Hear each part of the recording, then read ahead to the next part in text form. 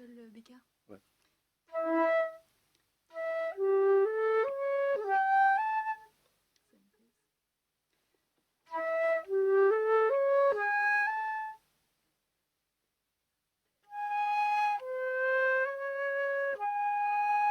Parmi les hommages qui a fait Neruda, apparaît quelque part un, un poème qui s'appelle Tina Modotti ha muerto. Tina Modotti, hermana, no duermes, no, no duermes. Tal vez tu corazón oye crecer la rosa de ayer, la última rosa de ayer, la nueva rosa. Descansa dulcemente, hermana. Il dit, Tina Modotti, sœur, tu ne dors pas. Non, tu ne dors pas. Peut-être ton cœur entend jaillir la rose de hier, la dernière rose de hier, la nouvelle rose. Repose-toi doucement, sœur. Oui, cet homme a été une grande expérience humaine pour moi, Neruda. J'ai eu la chance de travailler avec lui et dialoguer sur l'esthétique. Il me conseillait, il me disait fais attention parce que quand on est comme toi, on te tire dessus. On te tire dessus.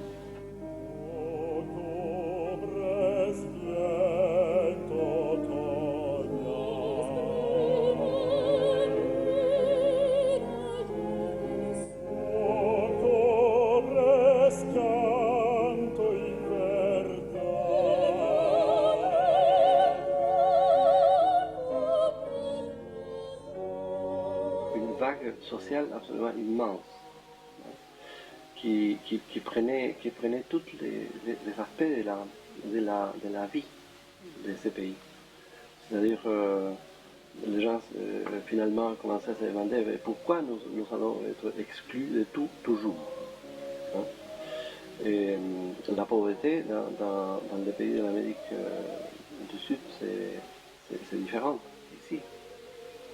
La misère, c'est-à-dire la misère, c'est trois morceaux de bois debout couverts avec un drap et avec un drapeau chilien. Hein. Ça, c'est la maison. Quand les gens arrivent pour s'installer. Après, ils restent 5 ou 10 ans dans un tout petit peu meilleures circonstances, mais jamais avec une maison. Hein. Jamais.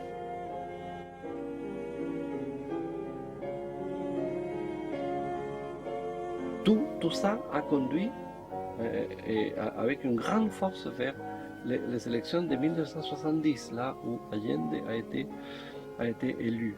Mais ce qui est important, c'est que justement, à ces mêmes moments, quand cette vague montait, un autre phénomène est apparu, que c'est la prise de conscience des organisations, surtout des syndicats, de la valeur de la culture. Hein. Sont apparues des formes nouvelles. Hein. Et je suis convaincu que ces nouvelles formes ont été générées par la vague, hein, beaucoup plus que par l'ingéniosité, les talents des créateurs. Ouais. Les créateurs étaient... D'une certaine manière, ils ont été portés par le... C'était l'écume de la vague, ouais. mais on ne pouvait plus, parce que tout ça bougeait. Donc il n'y avait pas un qui puisse rester dans une sorte d'attitude individualiste. Hein. Tout était la main tendue et les gens qui s'embrassaient dans la rue. Tu vois, tout était allé dans ce sens. Et voilà, les Américains se sont joués le tout pour le tout. Ils sont payés des généraux, ils sont intéressés les partis de droite et pas seulement de droite. La démocratie chrétienne était jusque-là, dans les coups d'État bien démocrates et bien chrétiens, mais liés avec le diable à ce moment-là. Et voilà, est arrivé ce coup d'État qui était un coup d'État à la mesure de balayer la vague. Donc, c'était un coup d'État qui a produit 40 000 morts dans les premiers 30 jours. Hein?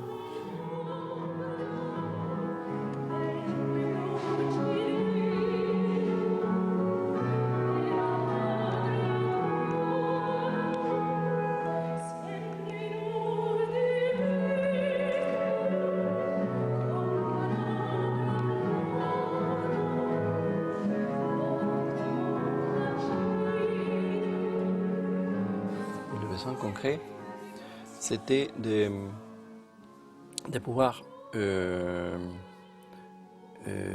donner une réponse à la situation politique qui changeait beaucoup par rapport évidemment à la dictature, ce qu'il faisait au Chili. Il n'y avait pas des voix qui s'élevaient pour répondre disons, dans une situation dans laquelle la culture avait joué un rôle tellement important, dans laquelle il n'y avait pas des événements sans réponse. Hein.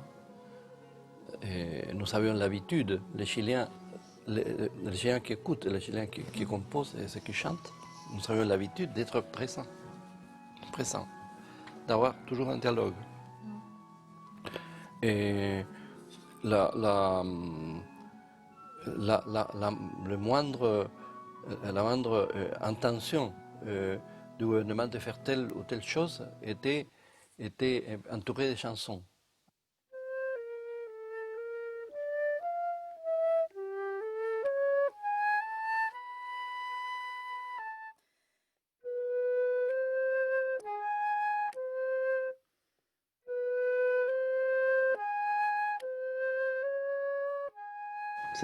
C'est une mélodie qui est assez divagatoire. Donc, il me permet de partir dans des directions différentes et comme ça. Et finalement, créer une sensation de souvenir, une sensation de présence de quelqu'un qui n'est plus là. C'est ça que j'essayais de faire. El chacal a la alhaja de tu cuerpo dormido aún asomas la pluma y el alma ensangrentada, como si tú pudieras, hermana, levantarte sonriendo sobre el lodo. Le chacal encore menace avec sa plume le bijou de ton corps endormi, avec son âme ensanglantée, comme si tu pouvais, sœur, t'élever en souriant de la boue.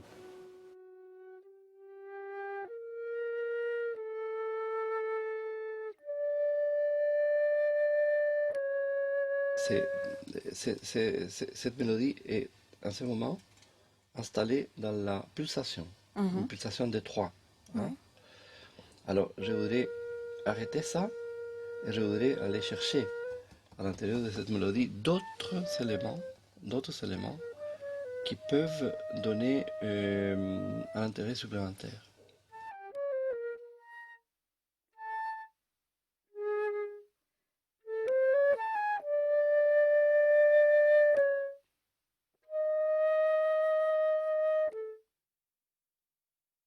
Moi, j'ai pris des bus, par exemple, pour aller d'un côté à l'autre à Santiago, et j'entendais des gens chanter les choses que j'écrivais, qui passaient à la télé, mais j'entendais l'ennemi les chanter. Hein? Ouais, et c'est pas dangereux, ça, justement? Tu vois, avec El Pueblo, moi, je l'ai joué aussi et je l'ai chanté vachement, avec vachement de plaisir, sans même savoir ce que ça disait, tu vois. Oui. Mais est-ce que tu crois que j'aurais pu chanter des chants fascistes sans même savoir Non. Disons, l'essence du progrès ne passe pas seulement par les textes. Ça, c'est une chose qu'il faut savoir.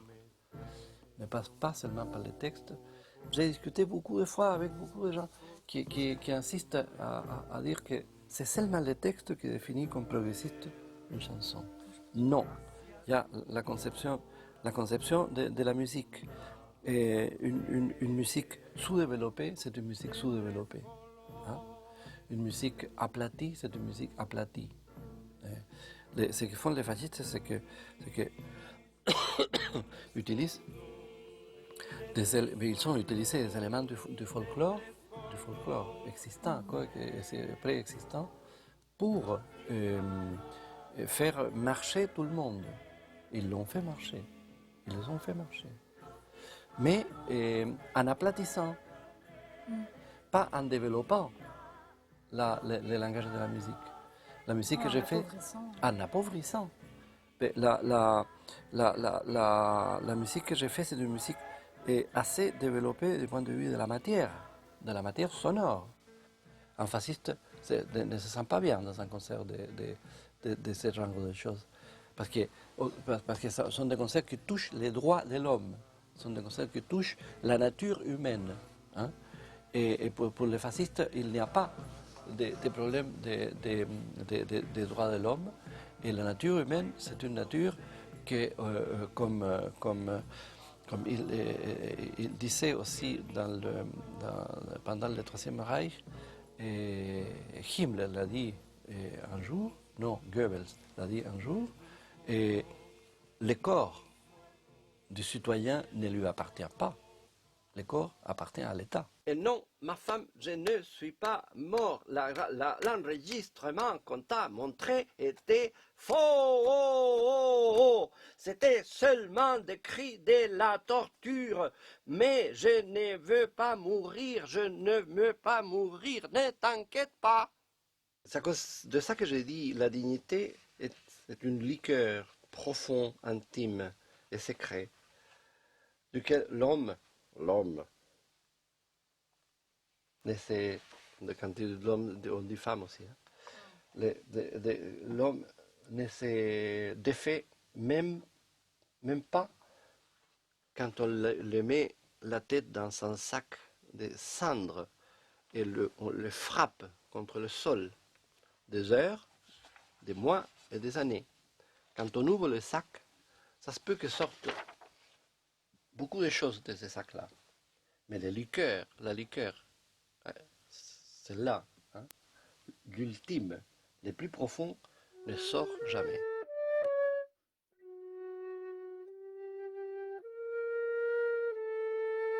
Tout ça devient autre chose dans la vie de cette personne. Tu vois, c'est là où le drame se produit. Ce qui nous permet de relire la structure de la personne. Ça doit être certainement quand elle va mourir ici. Et ça doit correspondre à 2 secondes de souvenirs qui passent par la tête de la même personne qui est là. Tu vois? Donc ça, c'est absolument capital qu'il ne soit pas, joué pareil.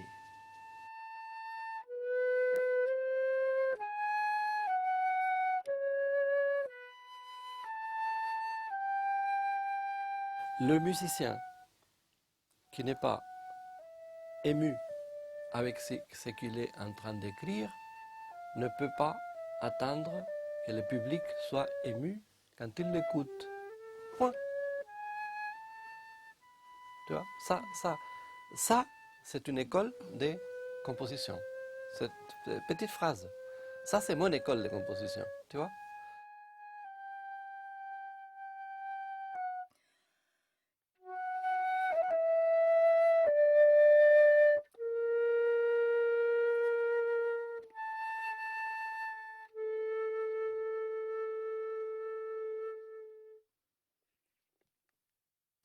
La musique que j'ai faite, c'est une musique qui est près du référent.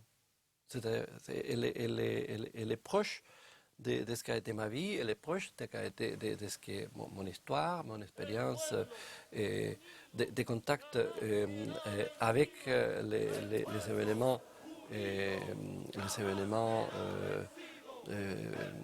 de la société dans laquelle j'ai vécu, je me suis formé, des événements avec cette société-là où je vis maintenant. Donc c'est par là que la chose va, mais et ça fait partie de toutes mes intentions, et en travaillant justement la matière sonore, hein, pour faire avancer ces référents et pour les rendre toujours expressifs.